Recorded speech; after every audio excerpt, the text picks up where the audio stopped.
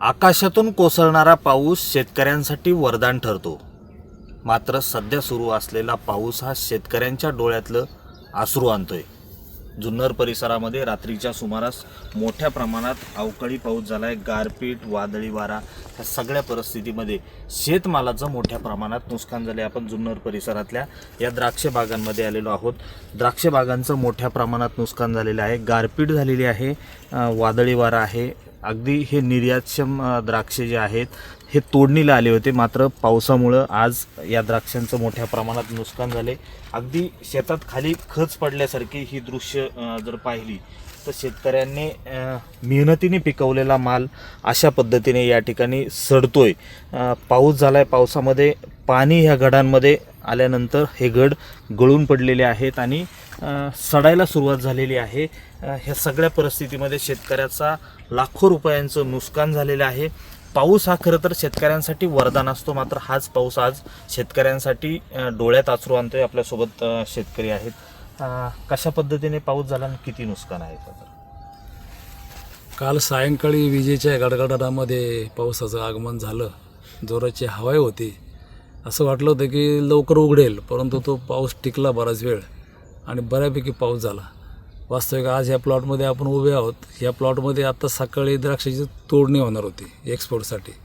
गाड्यासुद्धा या सकाळी फोन झाला होता कालच की उद्या आम्ही गाड्या पाठवतो, माल तुम्ही हार्वेस्ट करा.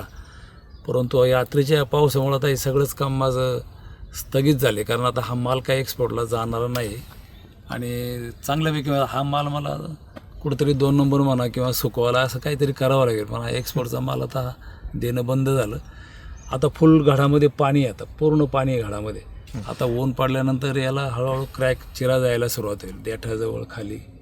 अशा पद्धतीने या एक्सपोर्टच्या मालाचं चांगल्यापैकी नुकसान झालं आहे आणि शेतकऱ्याला हे म्हणजे आधीच यंदा जरा थोडंसं टनेज कमी होतं, त्याच्यात या पावसाच्या आगमनामुळं बऱ्यापैकी अवघड झाले.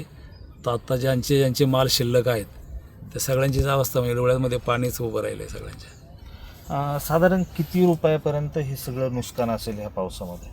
आता जर जास्त ज्याचं फुल अजून पूर्ण प्लॉटच राहिला आहे म्हणजे मालाला टचच केलेलं नाही तर त्यांचं सगळंच नुकसान झालं म्हणायचं त्या मालाचं. म्हणजे अगदी हलक्या हाताने आपण जरी घेतलं तरी एकरी जो खर्च येतो 3-1 लाख रुपयापर्यंत, 3-3.5 लाख रुपये, तो खर्चसुद्धा निघणं मुश्किल आहे. म्हणजे असं एवढं नुकसान आहे, 4 ते 5 लाखाचं एकरी. नक्कीच एकरी 4 ते 5 लाख रुपयाचं शेतकऱ्याचं नुकसान होतंय.